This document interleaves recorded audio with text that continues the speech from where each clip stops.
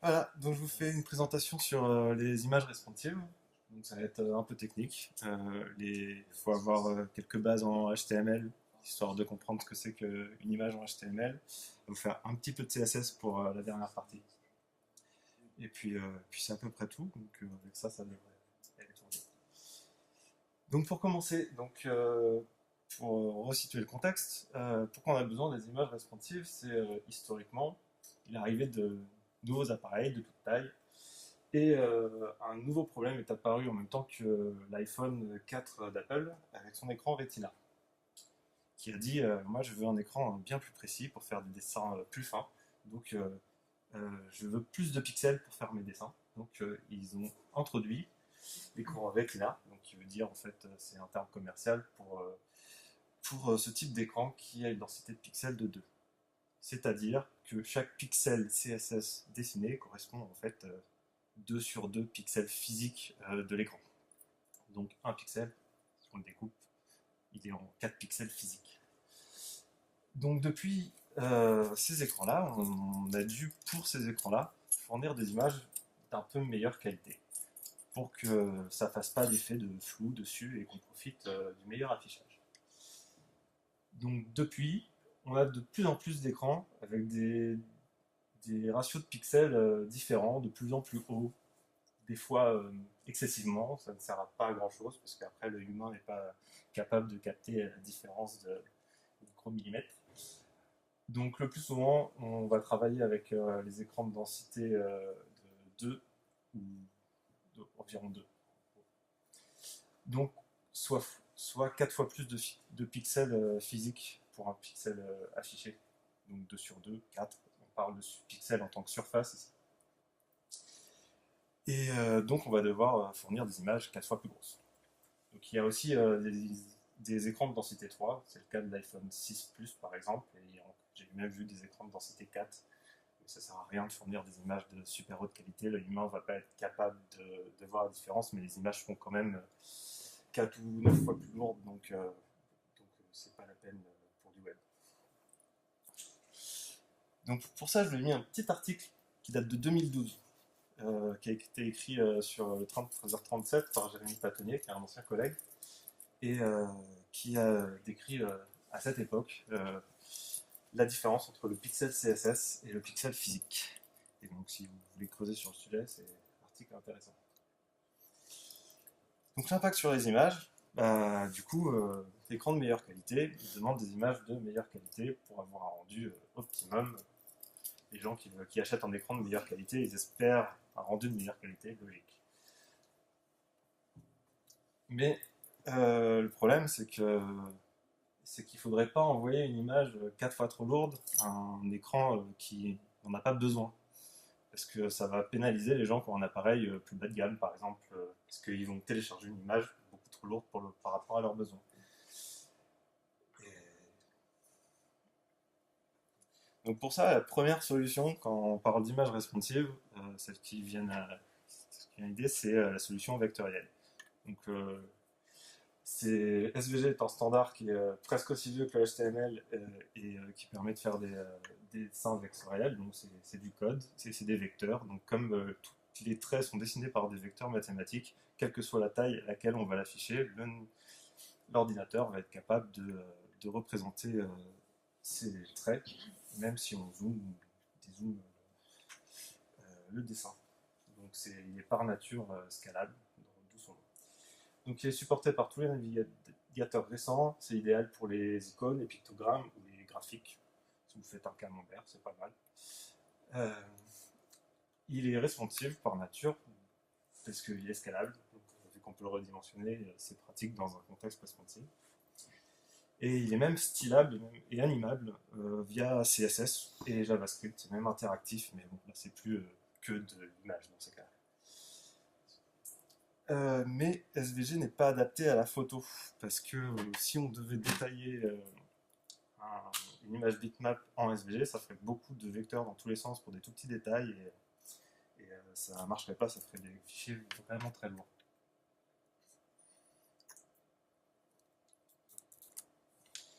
Donc pour le reste des images, il a fallu trouver une solution à ajouter au standard pour répondre à cette problématique. Donc, on parle de picture, mais ça comprend aussi deux nouveaux attributs de IMG, qui sont SRC7 et Sizes. Et c'est surtout de ça dont on va parler aujourd'hui.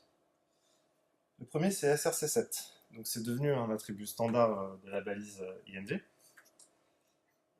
Et elle sert à déclarer les variantes de qualité de l'image dont on dispose. Donc là, en l'occurrence, je vous ai mis un exemple minimal d'un SRC7. Donc on a toujours le SRC en fallback, et on a un groupe là, qui est le SRC7, qui est défini par, donc c'est une liste de ressources, accompagnée d'un descripteur. Donc à chaque fois, une ressource, un descripteur. Et donc là, on va définir la liste de ressources. Donc là, c'est le cas minimal. Donc on va juste proposer une image pour les écrans de densité x1 et une image pour les écrans de densité x2. Donc là, le navigateur, il fait OK, j'ai une image. Ah, j'ai un SRC7. Ah, moi, je suis un écran Retina. Qu'est-ce qu'il y a pour moi? Ah, bah, j'ai une image haute résolution. C'est celle-là que je vais prendre. C'est celle qui est adaptée à mon device. C'est celle-là que je vais télécharger.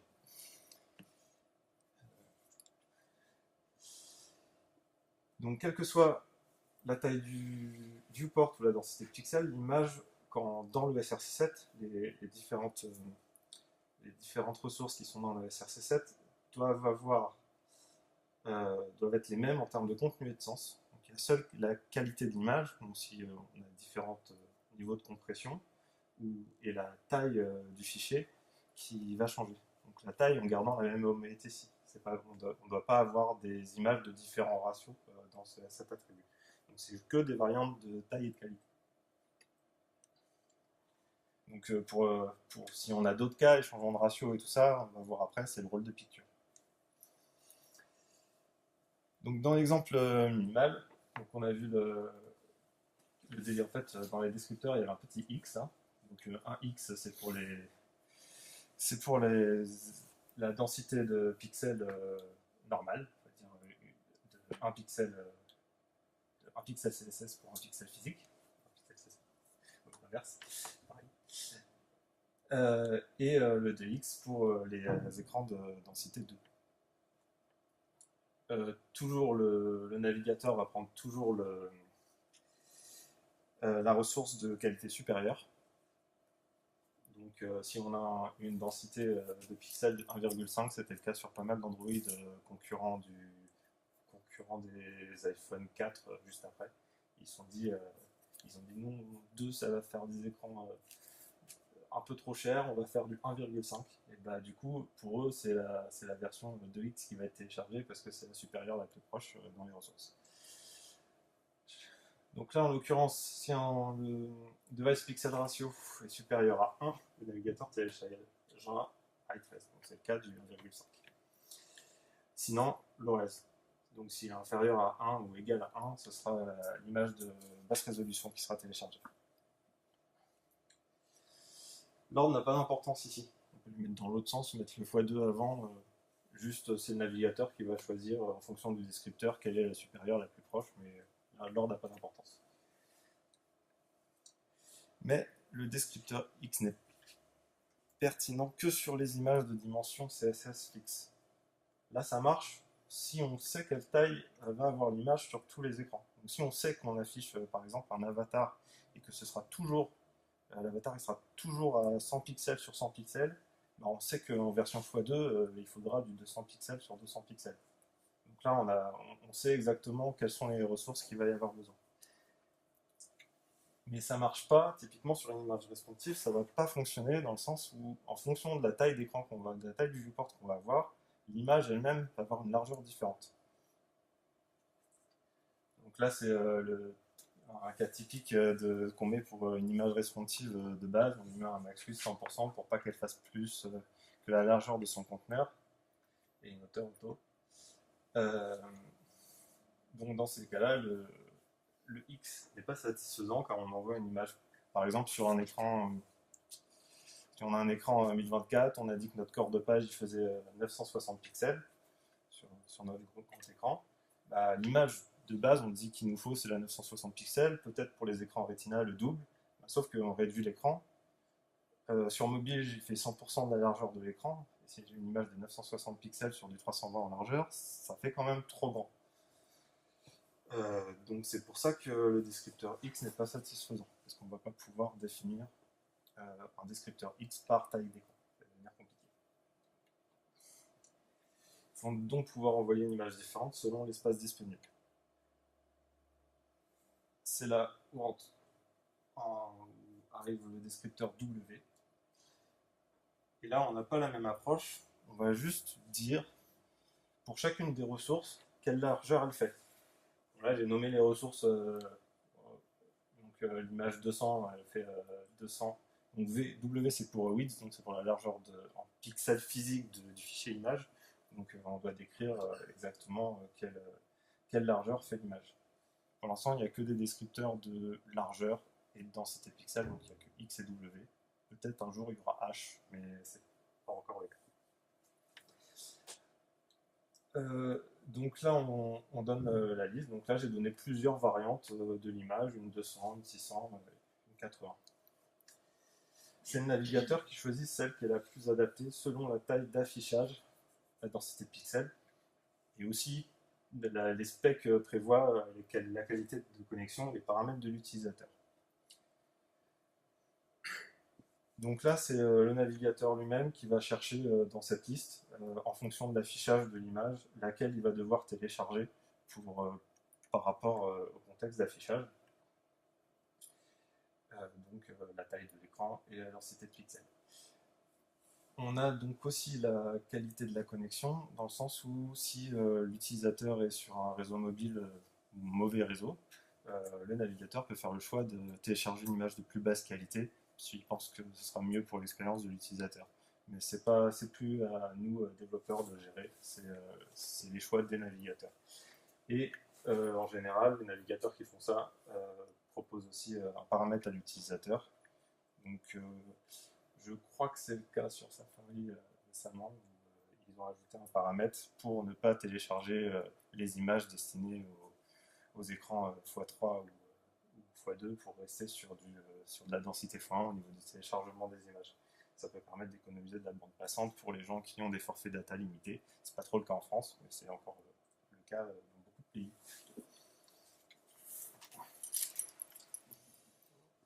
Le support d'SRC7 n'est pas supporté par Internet Explorer. Mais il y a un fallback natif, c'est tous les navigateurs qui ne supportent pas SRC7, ils vont quand même lire ce que est dans l'attribut SRC. Donc ils vont quand même avoir une image. Peut-être pas de la qualité adaptée, mais bon. Voilà. Donc c'est la version soft. Mais il y a aussi un polyfill. Donc un polyfill, c'est une prothèse qui va apporter le support au navigateur d'une fonctionnalité qu'il ne supporte pas encore. Donc c'est en général un JS à ajouter qui va être interprété que par les navigateurs qui ne supportent pas la fonctionnalité standard. Et donc son nom c'est PictureFill, ça fait un moment qu'il existe, il fonctionne plutôt bien. Donc, il a quelques bugs connus, mais en général ils sont évitables. Donc il n'y a pas de raison de ne pas utiliser SRC7 en prod aujourd'hui. Mais pour que le SRC7 soit pertinent, il va falloir donner des infos au navigateur. Le navigateur il a besoin de savoir de quelle taille l'image devra s'afficher. Donc ça paraît normal, on dit bah oui, le navigateur c'est lui qui affiche l'image, il va savoir à quelle taille. Ouais, sauf qu'il faut qu'il le sache dès l'interprétation du HTML. Quand il va parcourir le document, il va voir, ah là il y a un tag IMG. Bon, maintenant je vais commencer à télécharger l'image, laquelle je prends. Sauf qu'à ce moment-là, il n'a pas encore interprété le CSS.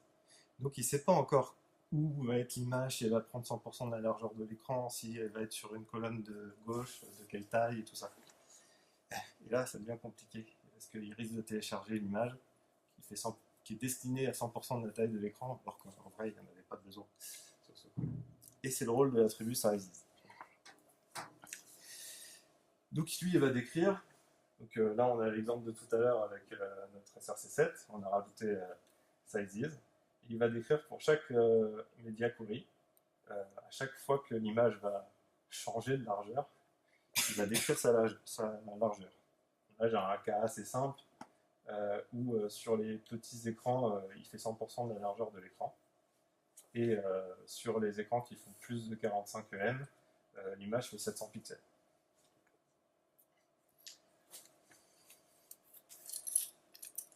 La valeur par défaut de sizes, c'est 100 VW, donc 100% de la largeur du viewport. VW, c'est viewport width, largeur du viewport. Donc les deux bouts de code sont équivalents. S'il est omis, c'est la même chose que si on met 100 VW. Ce qui fait qu'une image qui est affichée dans une colonne, le navigateur va essayer de télécharger. Si on n'a pas d'écrit de sizes, il va essayer de télécharger une image qui correspond à 100% de la largeur du viewport. Et donc sur... attends, si je dois avoir l'exemple qui explique. Voilà. Donc là, j'ai un bon exemple. On va faire un peu la question, voir si on a compris. Donc c'est la première règle qui est validée dans la liste des sizes, qui est validée par le contexte, qui va être pris en compte. Donc là, je laisse vous concentrer. Si mon viewport fait 600 pixels, en plus j'ai fait des EM, c'est pas simple. Que ma taille de police par défaut c'est 16 pixels, et que le device pixel ratio est de 1. Est-ce qu'il y en a qui voient? Voilà, je vais vous aider. Déjà, voilà, 600 pixels en EM, ça fait 37,5. Faire 100% moins 24, non, moins 32 pixels. Ouais, c'est ça. Donc là, on est sur cette Media Query. Parce que là, on est en dessous de la première Media Query. Donc ça ne valide pas. Donc la deuxième, MinWiz 35 EM, ça valide parce que nous, on est sur du 37,5. Donc notre image est censée faire le calque, donc le calcul de 100 VW moins 2 REM. Donc 2 REM, ça fait 2 x 16 du coup. Et donc ça nous fait 600 moins 2 x 16, 558 pixels. Donc le navigateur, il va prendre quelle image dans le SRC7?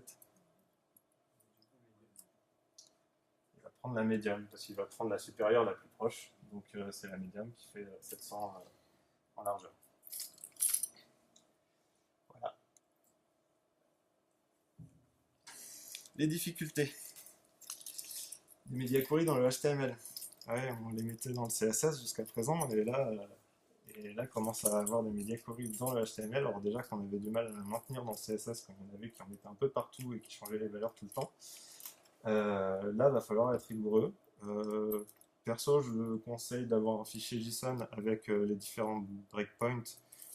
Et ce fichier JSON doit être partagé par le CSS, donc par le préprocesseur CSS, par le moteur de template HTML et par le JS. Comme ça, ils ont les mêmes valeurs et si quelqu'un doit y toucher d'un côté ou de l'autre, il va devoir toucher au fichier JSON et partager avec tout le monde les valeurs. Parfois des media query destinés à cibler un MaxWiz. En général, moi je travaille que avec des MinWiz parce que je travaille en mobile first. Et là, on va avoir quelques cas pour gérer les images où on va être embêté et utiliser MaxWiz. En général, ils sont évitables, hein, mais ça peut arriver. Et donc ça complique les choses quand on travaille uniquement avec le MaxWiz. Difficulté à relire, à maintenir. Comme on a vu, ça peut être verbeux et avec des calques partout, parce que là j'ai fait des exemples simples, avec un calque pour montrer qu'il y en a, et qu'il faut les utiliser. Mais quand on a un calque où il faut faire 100% de la largeur, moins les marges, moins un bord, moins divisé par 3 pour avoir juste une colonne, et ensuite on enlève encore des marges, moins un bord, bah, ça fait un calque comme ça, quoi. Ça plus toutes les variantes de taille d'écran, parce qu'à chaque fois les marges changent de taille, ce genre de choses, et on arrive avec des trucs à calculer à rallonge qui sont difficiles à maintenir. Et le problème, c'est que si quelqu'un touche au CSS pour changer les marges, et ben on est obligé de refaire tous les sizes, et on pleure. Donc ça, c'est les problèmes de cette technique. Mais bon. Est-ce que tu as des navigateurs qui vont supporter l'attribut size, mais pas le calque? Non.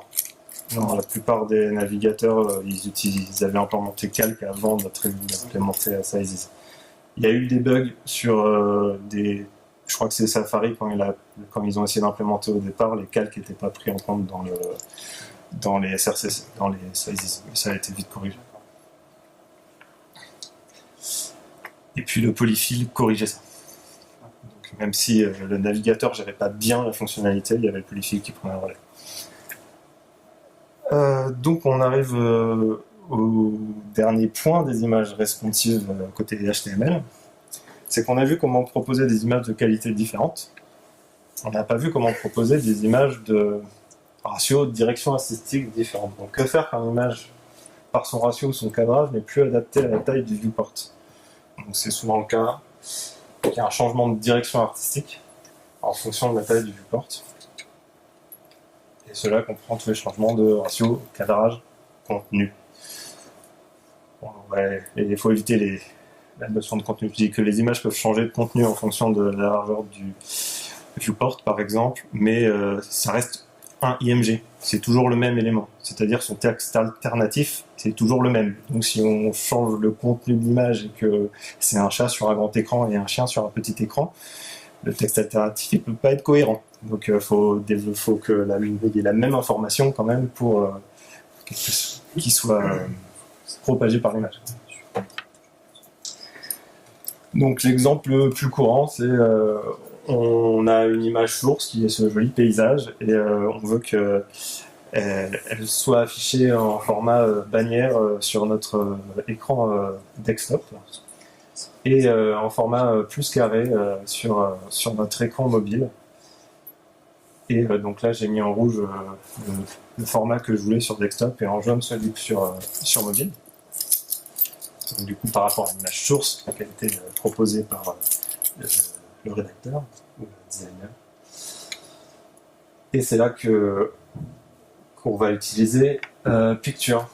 Et ce que j'ai pas dit avec SRC7, c'est qu'une fois qu'il a téléchargé une image de qualité supérieure, il va pas s'embêter à télécharger des images de qualité inférieure sinon on réduit la taille de l'écran. S'il a une image de bonne qualité, de qualité suffisante en cache, c'est celle-là qu'il va utiliser. Donc c'est pour ça qu'on peut pas faire c'est pas du tout fait pour faire des switches d'images en fonction des tailles d'écran. Donc c'est à partir du moment où on va vouloir faire des changements, de toute façon c'est Picture qu'il faut utiliser et source. Donc il sert à enrichir une image de source alternative en fonction de media query. Donc pareil, même débat, on a toujours des media query dans le HTML. Et là j'ai fait un exemple simplifié au maximum. J'ai pas mis de SRC7 sur l'IMG, il n'y a qu'une source pour le source. Il n'y a qu'un élément dans SRC7 dans la source, mais on peut avoir aussi une grande collection de SRC7 pour chaque variable d'image. Au moins en général la x1 et x2 de base. Donc par contre Picture est un élément intangible, je sais pas si c'est le meilleur mot, mais en gros c'est pas une div, on peut pas la styler, c'est pas un élément à part entière, il est juste là pour englober une IMG et sa collection d'informations source, mais faut pas le styler, ce n'est pas un conteneur. Donc là dans l'exemple on a l'image de base et donc c'est pareil, c'est comme les sizes, c'est la première source qui match en partant du haut qui va être pris en compte. Donc si j'ai un écran qui est supérieur à 5 si j'ai un viewport qui fait plus de 50 em de largeur, c'est cette image-là qui sera utilisée, donc 400 x 200, ça fait une image à peu près en forme bannière. Et sinon, donc si la première n'est pas validée, on passe à la suivante et il va prendre l'image 200 x 200, donc le format plus carré. Donc pareil, je suis en mobile first, donc mon cas par défaut, c'est le mobile.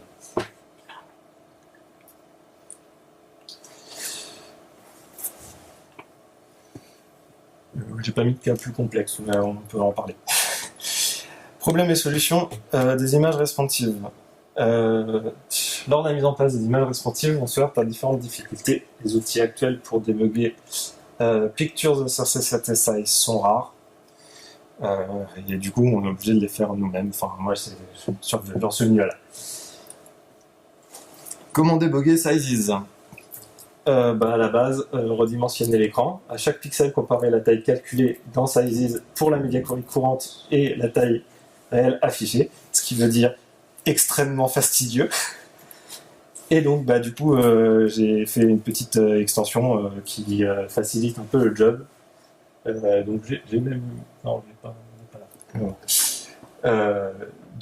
En gros, je lance l'extension, il m'encadre en vert si ma size elle est bonne, elle est cohérente, et en rouge si c'est pas bon, en jaune si elle est manquante, ce qui veut pas dire que c'est faux. Des fois, j'ai pas besoin de sizes, notamment quand je travaille avec des descripteurs X pour une image qui va pas changer de taille, genre un avatar.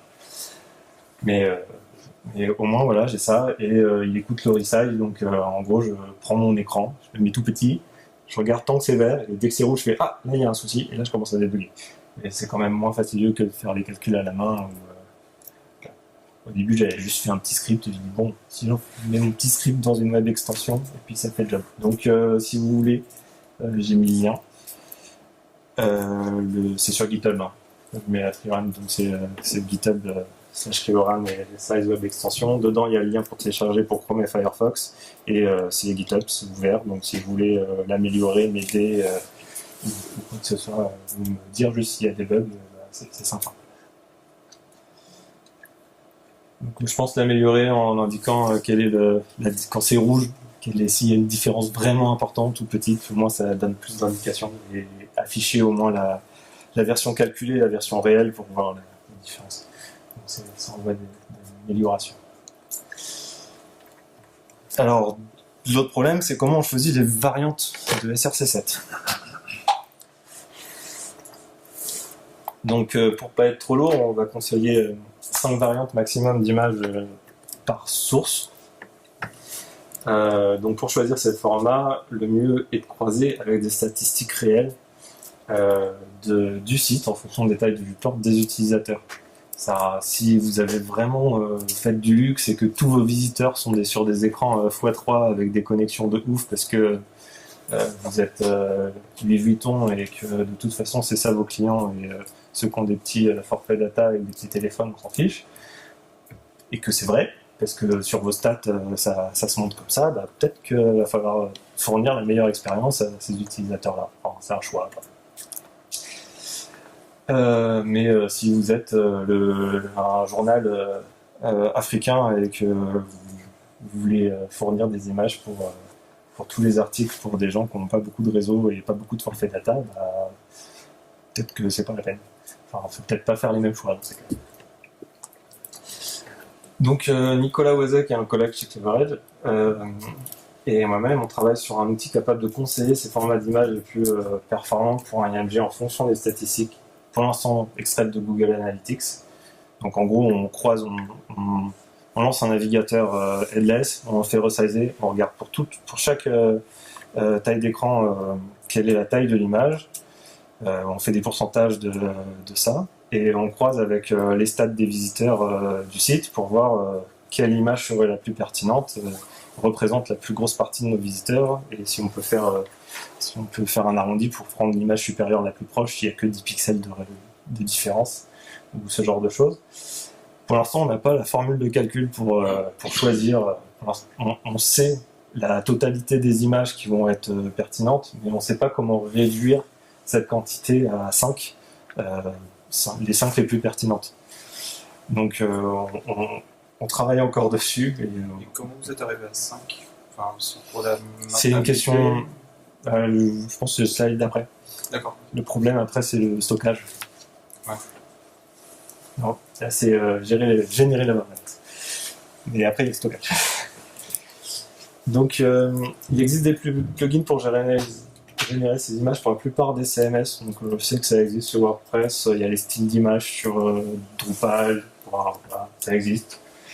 Il y a des solutions statiques. Il y a des trucs avec ImageMin et Google, par exemple. On peut générer les différentes variantes d'images. Ça peut être fastidieux de le faire soi-même. Il y a des nombreux services de CDN qui proposent de générer des variantes d'images à la volée, où c'est un système d'URL où on passe dans l'URL l'image à laquelle on l'image source et la taille de resize qu'on veut. Donc lui nous renvoie l'image toute faite, donc ça passe par un service SaaS. Et après, une fois qu'il a été généré une fois à la volée, c'est stocké en cache sur des CDN. Et donc ça, c'est le cas de tout cela. J'en ai eu plusieurs là. Cloudinary, IMGix sont les plus connus. TweetPix, c'est un nouveau qui essaye de trouver des clients pour commencer. ImageResizer.io, mais c'est que des services payants, donc à prendre en compte. Et pourquoi on a limité à 5 ?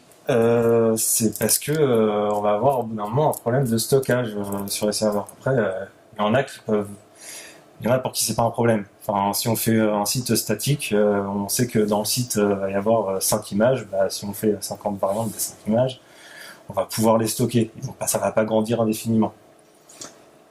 Mais voilà, le cas de base, avant, quand on faisait pas d'image responsive, on avait une image sur le serveur. Bon, allez, peut-être 2. Et maintenant, on multiplie ces variantes par le nombre de variantes. Donc, le nombre de fichiers sur le serveur va être multiplié par 5 si j'ai 5 variantes de qualité. Mais si j'ai aussi des variantes de format d'image, par exemple WebP, qui est un format qui est 2 fois plus compressé que le JPEG actuellement, et qui était supporté que par Chrome, mais maintenant il va être supporté ou commence à être supporté par Edge et Firefox. Et donc ça va être très intéressant d'avoir des images 2 fois moins lourdes. Mais il va falloir quand même supporter les JPEG pour les anciens navigateurs. Donc on va avoir 2 fois 5 variantes d'images, parce qu'on a les 5 variantes JPEG et les 5 variantes WebP. Donc ça fait 10 images en tout, ça fait un poids considérable sur le serveur. Voilà. Surtout si on multiplie par le nombre d'images qu'il y a sur le site. Actuellement je travaille sur un site de presse. Pour chaque article qui sort tous les jours, il y a une image. Si on multiplie à chaque fois par le nombre, par les 5 variantes, enfin par les 10 variantes avec WebP, le serveur il doit grossir régulièrement et on arrive toujours on arrive à la limite du serveur. Il va falloir payer plus cher la facture. C'est embêtant. Donc le coût du stockage, il est à prendre en compte si on veut comparer avec les autres services qu'on a vus avant qui font de la génération à la volée et du cache en CDN. Donc si vous voyez que votre facture de stockage vous coûte cher et presque plus cher que le service CDN, peut-être qu'il va falloir choisir. En plus, déporter toute la logique de redimensionnement chez quelqu'un d'autre qui sait faire et qui gère les qualités, qui gère WebP, ça lève aussi le boulot en interne.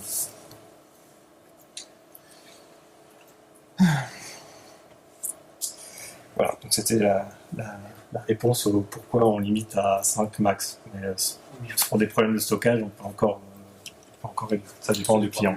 Ça dépend du site, ça dépend du client. Alors l'autre question qu'on se pose souvent, c'est est-ce qu'il y a SRC7 pour le CSS ? Parce que j'ai des images en background et je veux proposer aussi les différentes variantes d'images en fonction du contexte, en fonction des écrans. J'ai mis actuellement non. En vrai, il y a des trucs qu'on peut faire un petit peu, mais pas aussi bien. Et actuellement non, en tout cas, c'est pas encore standardisé ou avec des versions pas standard ou avec un mauvais support actuel. Pour creuser sur le sujet, il y a un article de Chris Coyer sur CSS Tricks, qui s'appelle Responsive Images in CSS. Le plus souvent, même une image dite de background est un choix éditorial plus que décoratif. Donc en fait, la plupart du temps, c'est pas forcément justifié que ce soit une image de background et qu'elle soit en CSS. Parce qu'elle a un sens qui est souvent relatif au contenu. Par exemple, si on met une grosse image en fond de notre home avec un super titre, en général, on veut que l'image véhicule du sens qui est lié à ce titre ou l'environnement. Et c'est souvent un choix éditorial plus qu'un choix juste de décoration. Donc, dans ces cas-là, pourquoi pas utiliser IMG ? Et l'appli, elle est aussi souvent contribuée. Je ne sais pas si vous avez déjà essayé, moi je l'ai déjà fait, avant qu'il y ait ces systèmes-là, de mettre une image de background CSS qui a été contribuée. Alors ok, ça se fait parce qu'on a l'URL de l'image, on la met en style inline, background image, et on la met là. Sauf qu'en style inline, on ne peut pas faire de media query. Donc si l'image change en fonction de la taille de l'écran, c'est mort. Donc on est obligé de faire un bloc CSS qu'on va déporter dans le... Enfin, c'est le bordel. Donc, c'est là où on va voir qu'il y a des propriétés CSS pour faire du background cover et du background size, mais pour les images, et c'est le rôle d'ObjectFit. Donc ObjectFit, c'est une propriété qui peut être utilisée sur les balises IMG et vidéo. Bon, dans les exemples, je vais dire IMG parce que je vais en parler des IMG. Et elle indique comment le média doit être rendu dans le viewport de l'élément. Donc en fait, l'élément IMG n'est plus considéré comme l'image elle-même, mais comme un cadre dans lequel va être rendue l'image. Pour ça, je vais dire le viewport de l'élément. Le viewport, c'est la fenêtre dans laquelle on regarde le rendu. Alors, si vous connaissez background size cover et background size contain, le principe est le même, c'est qu'on va pouvoir dire à l'image si elle couvre la zone ou elle est contenue dans la zone du MG. Le support est plutôt bon. Je vous ai mis le lien vers Canal Use. Il y a des polyfills qui existent, dont ma recommandation est ObjectFit Image. Donc il y en a plusieurs. Si vous allez sur ObjectFit Image, ils ont fait un tableau comparatif des différents polyfills. Donc en fonction de votre cas, ce sera peut-être, vous choisirez peut-être un autre. Celui-là, c'est le plus robuste, je pense. C'est celui que j'utilise chez 20 minutes. Voilà. Donc les valeurs possibles de ObjectFit. Donc là, on a les plus simples. Fill, c'est comme se comporte une image jusqu'à présent, avant qu'on utilise ObjectFit. En fait, c'est la valeur par défaut. C'est-à-dire, si on définit une largeur et une hauteur avec l'image, il va l'étirer sans respecter l'OMTC de l'image pour l'afficher dans le IMG, la taille, la largeur et la hauteur qu'on a définies. Donc ça, c'est le cas par défaut.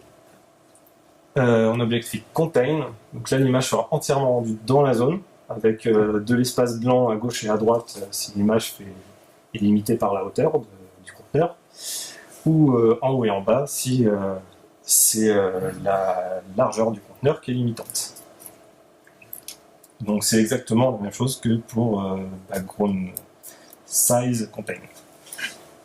Et du coup, ObjectFit Cover, où là l'image couvre entièrement la zone rognée à gauche et à droite ou en bas, selon la largeur limitante. Donc là, si on a un cadre, l'image va essayer de couvrir tout le contenu du cadre, et si elle dépasse à gauche, enfin sur les côtés, cette partie-là ne sera pas affichée.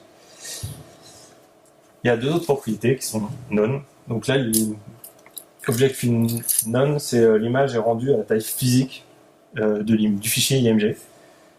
Et renié par le viewport. Donc c'est une image qui est plus grande que le conteneur, elle va déborder de tous les côtés et on va voir que la zone de taille physique. Et ce on va avoir différents affichages si on est sur du x1 et du x2 en plus. Et scale down qui est la plus petite taille de rendu entre contain et non. Ça c'est un peu technique, mais le plus simple dans ces cas-là, c'est d'aller voir. Je passe sur notre écran. Voilà.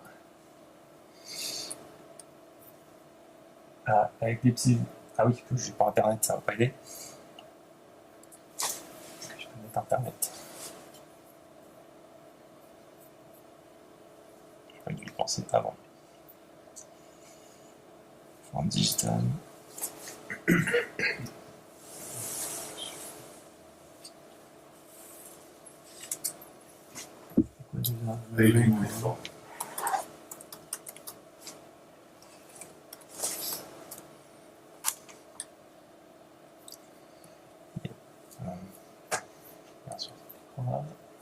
Souris. Alors, salut ma souris. Là. Allez.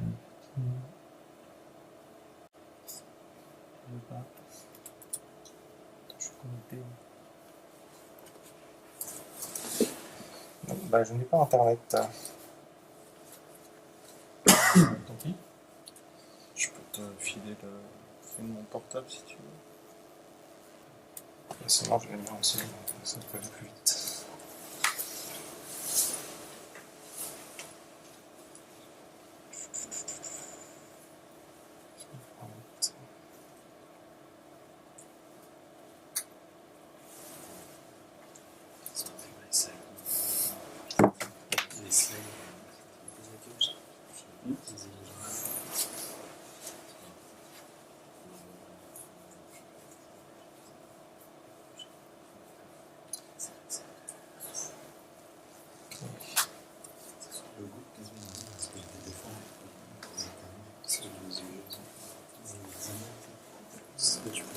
CSS donc sur un sujet.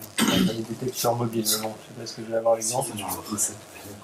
Donc Object Fill, l'image est étendue dans la zone, donc si le cas par défaut c'était contain, donc l'IMG c'est toute la zone blanche là, et donc ça c'est l'image qui est rendue à l'intérieur. Donc notre cas par défaut, donc dans HTML si on ne définit pas Object Fill, bah, l'image elle est étendue sur toute la zone, et elle est toute déformée, c'est pas joli. Contain, on va forcer pour qu'elle soit... Donc elle est limitée là par la hauteur, parce que c'est une image portrait dans un contexte, dans un IMG qui est lui plus format paysage, donc elle est limitée par la hauteur, et donc il y a de l'espace à gauche et à droite. Cover, donc là on va couvrir toute la zone, donc la largeur qui va... Enfin, c'est la largeur qui est étendue, et puis c'est en haut et en bas que c'est croppé, que c'est hors du viewport de l'IMG. Object Fit None, donc là on rend l'image à sa taille réelle du fichier, donc là en l'occurrence elle est à la fois pas assez large et à la fois trop haute par rapport au IMG.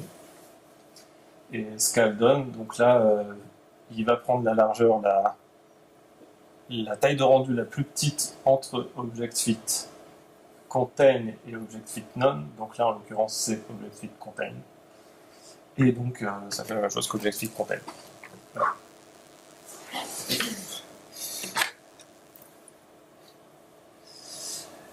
Et donc bah, Object Fit est accompagné de son copain Object Position, c'est exactement la même chose que Background Position en CSS.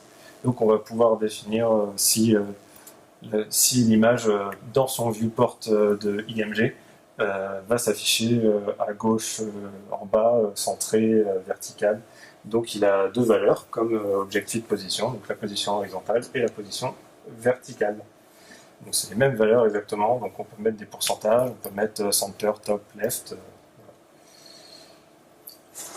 Donc là, on a dit que Object Fit Cover rogné à gauche et à droite, la dimension limitante était la hauteur, mais si on a Object Fit Position Left Center, c'est quoi qui va être rogné?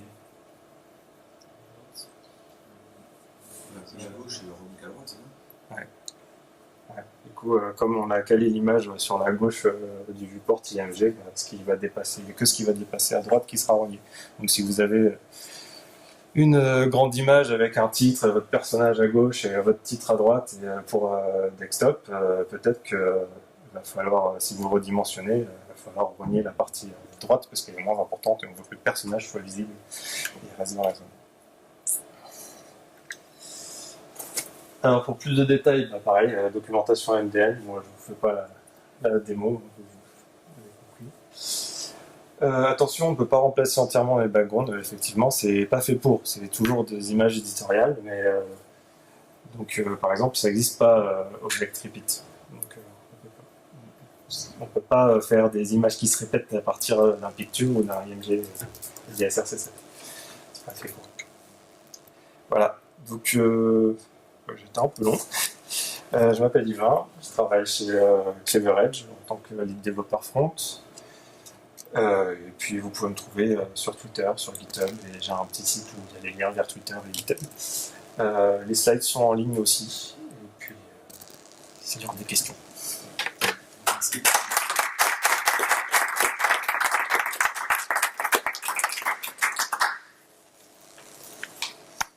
C'est quoi la différence principale entre background size et... La différence principale entre quoi? Entre Object Fit et background size. Il y a, background, c'est pour les images de fond définies en CSS. Donc là, on va utiliser background image, et là va être la source de l'image, mais ça vient du CSS, donc la feuille de style, alors que Object Fit, c'est vraiment pour styler des fichiers, des IMG. Donc là, des images de contenu. La différence entre quand tu mets un SRC7 juste sur ta balise image en fonction de tes media query et le fait de mettre une balise pictures, c'est que quand tu redimensionnes dans une balise pictures, il ira rechercher les images à chaque fois. Oui.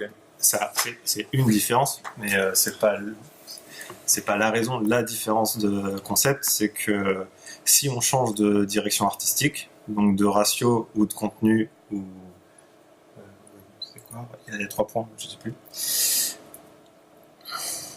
Plus le troisième. Si, j'étais bien. C'est sûr. Ratio cadrage ou contenu. Dans ces cas-là, on va utiliser Picture. Parce que toujours utiliser Picture. Si tu as juste des variantes de qualité, il ne faut pas utiliser Picture. Parce que c'est justement, SRC7 va laisser le choix au navigateur de télécharger l'image la plus adaptée. Et si tu as déjà une image de bonne qualité en cache, il ne va pas retélécharger une image de moins bonne qualité. Si tu utilises que Picture et que tu veux faire l'exemple, tu veux faire comme un SRC7, mettre les media queries une source par image dans ton Picture, si tu redimensionnes, à chaque changement de media query, le navigateur il va télécharger la ressource qui lui est dédiée. Ce qui n'est pas le cas de SRC7. C'est pas le cas de SRC7. Est-ce que j'ai répondu à ta question? Est-ce qu'on peut être plus précis à la fin quand vous expliquez background field position, center, left, etc. Est-ce qu'on peut être plus précis Oui, on peut mettre des unités. C'est comme background position, on peut mettre. Il y a les mots-clés, left, top, right, compagnie. Et il y a aussi, on peut mettre des unités du VW, du pixel, du EM, du calque. On peut utiliser tout ça dedans. Ça par rapport à EM, REM, dans ton exemple, je peux vous expliquer, en fait, tu as utilisé les deux dans le même calcul. Mais le M c'est par rapport à son parent et le REM c'est par rapport à l'autre. Oui, mais là, comme on est dans des médias query, on est dans un contexte global et du coup, c'est les mêmes. Ouais. Tant qu'on travaille, enfin tout ce qui est media query qui sont dans le SR, dans le sizes, donc il y a des media query dans sizes, il y a des media query dans les sources avec les médias. Toutes ces media queries sont résolues à un niveau global du navigateur. C'est pas en fonction du contexte de là où ils sont utilisés. J'aurais pu mettre que des REM. En fait, pourquoi j'ai eu... c'est des détails. Attends, je vais remettre les chiens. Je crois que C'est la même calcul. pas de REM dedans, je sais plus. Si tu l'avais. Non, c'était même Ici, ouais, là j'ai bien. En fait, par habitude, je mets que des EM dans les media query. Parce que au niveau media query, c'est la même chose qu'un REM, parce qu'une media query est toujours résolue au niveau global. Et parce que historiquement, il y avait un bug sur Safari, il gérait moins bien les media query qui étaient écrits en REM que celles écrites en EM. Donc c'est une habitude. Mais sinon, en théorie, sur l'aspect, c'est la même chose. Il y a ce petit bug Safari qui fait la différence. Merci. Non, pas d'autres questions. Sinon, on parle au bar après. Aussi un truc tout bête, j'aurais bien voulu voir un bout de code en me disant le côté verbeux, en disant avec 5 images différentes. Voilà, relecture du code, j'ai peur. Quoi. Oui, puisque Je suis très attaché à mon côté normalisation du code. Et là, je me dis que déjà le media query, j'aime pas tellement ça dans mon code HTML.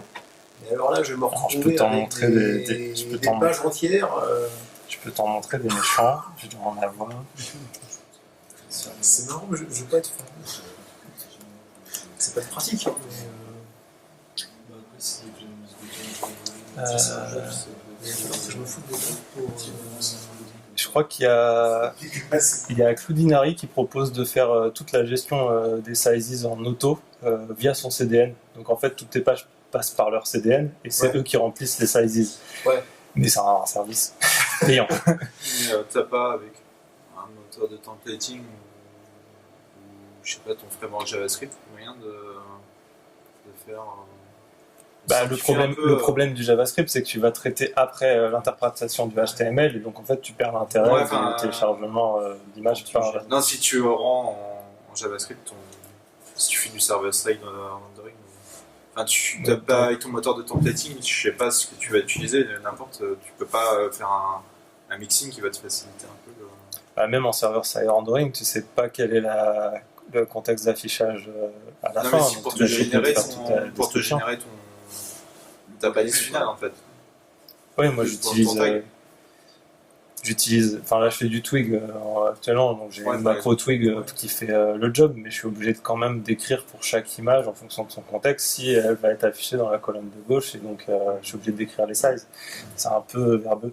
Pour la partie SRC7, c'est assez simple. En général, on met l'image avec un tag où on va insérer le format, et on dit je veux la liste de ces formats-là, et tu me dis, vu que j'ai la largeur, il va juste refaire l'URL en remplaçant l'endroit où il doit mettre la largeur, et le descripteur a le même truc. Donc c'est facile de faire une boucle sur cette partie-là. Le plus embêtant, c'est la partie sizes. Donc je vais essayer de trouver un exemple.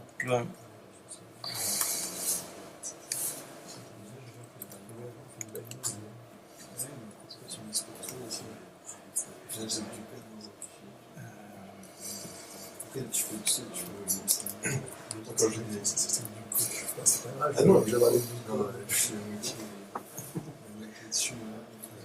Genre, des fois, t'as des exemples comme ça fait 3 thèmes. Tu peux essayer. Ah putain.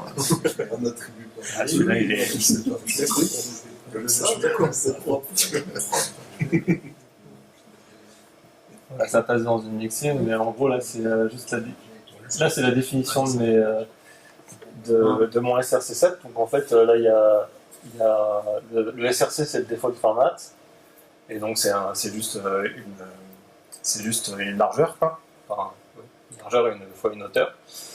Et ça, c'est la définition de mes SRC7. Donc là, je vais boucler sur cet élément-là, et je vais avoir une URL avec un masque à remplacer par la largeur, par le format d'image, et je fais une boucle dessus. Donc ça va, c'est simple.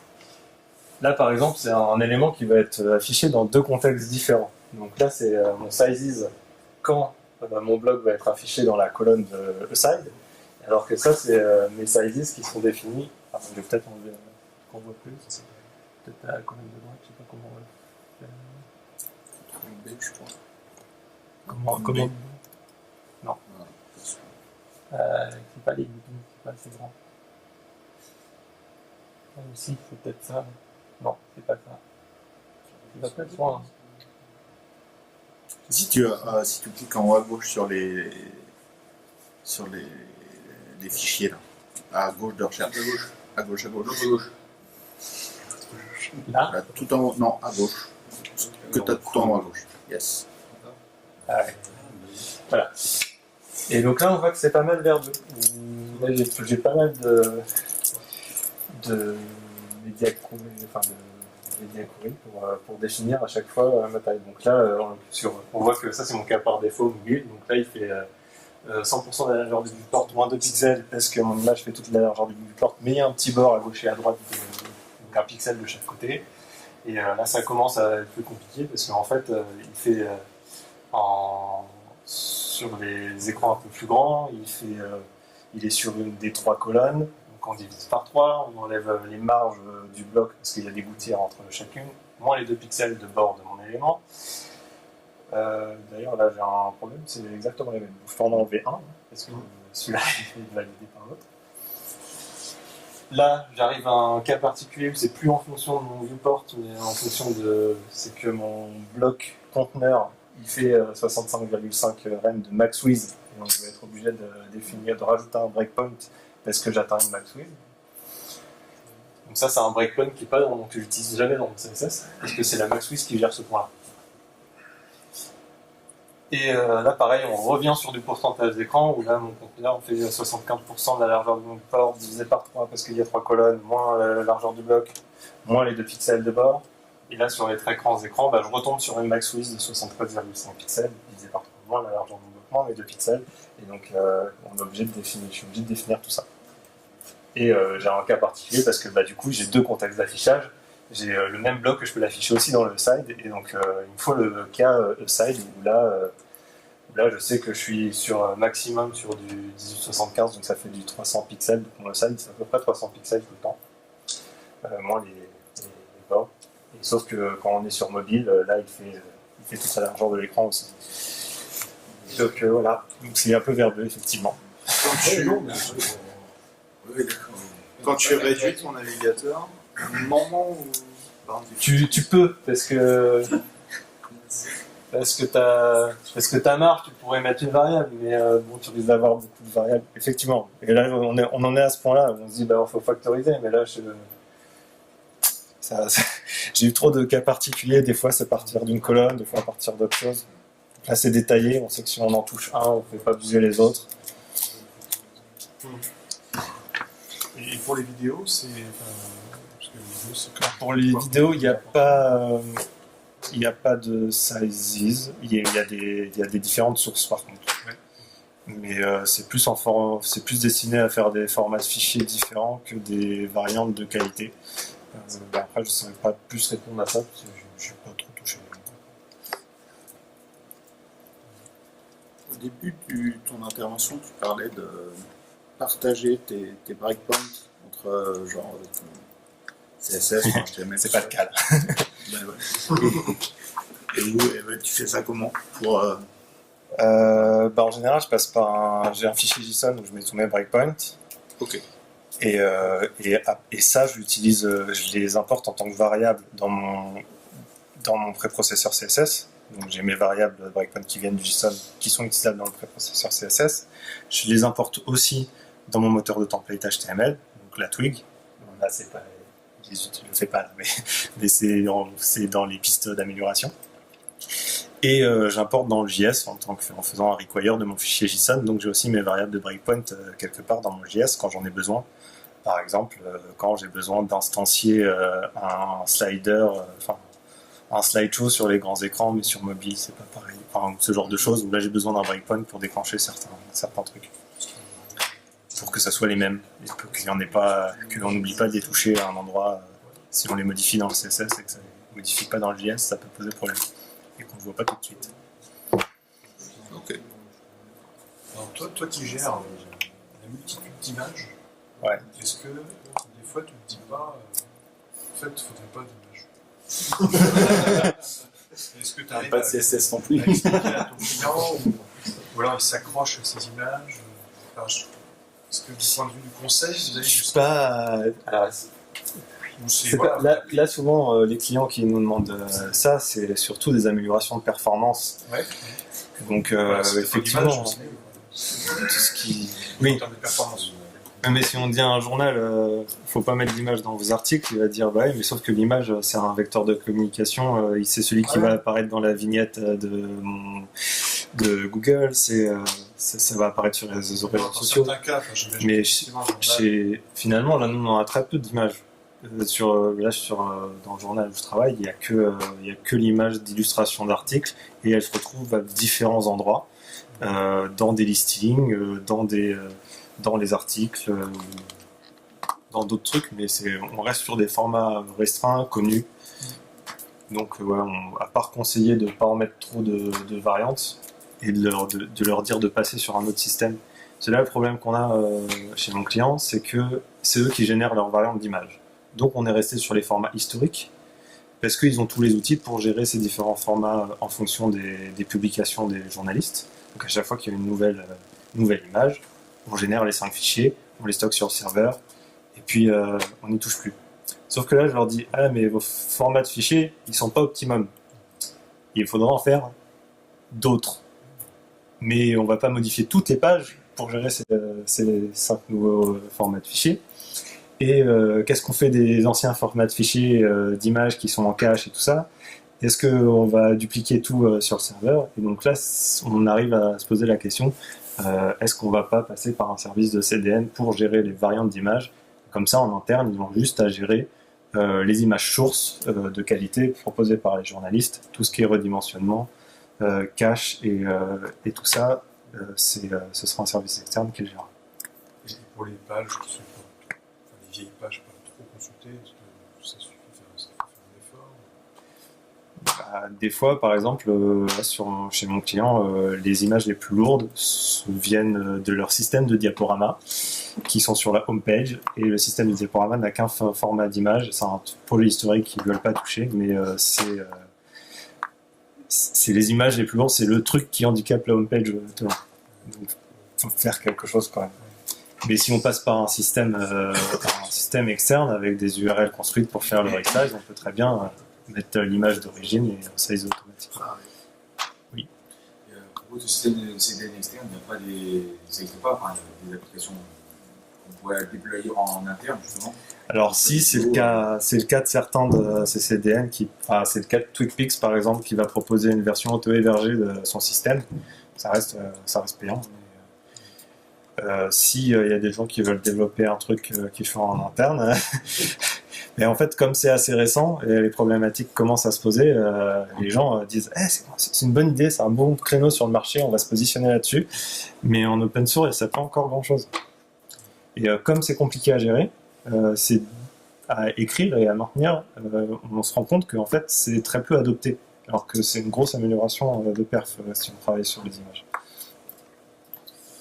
J'ai une question. Si tu viens sur un site de médias, par exemple, si tu arrives sur l'article, donc du coup, tu prends ton image en gros et ton navigateur télécharge l'image en grande taille, que après tu retournes sur la home page et que là, du coup, ton image, c'est la même, mais elle est plus petite. Ouais. Elle va être téléchargée 2 fois par le navigateur ou elle va être mise en cache non. et redimensionnée. S'il met en cache et qu'il voit que dans son SRC7, il a une image de taille suffisante en cache, il va prendre celle-là. Ok, même si elle est plus grande que celle qu'il aurait dû télécharger si tu étais arrivé direct par là. Oui, mais il n'a pas besoin, puisque ça handicape pas la bande passante, il l'a en cache, donc c'est mieux de prendre celle-là que d'en télécharger une autre.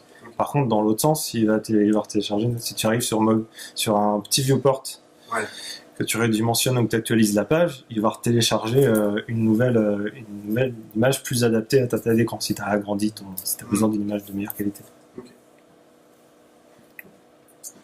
Voilà. Plus de questions?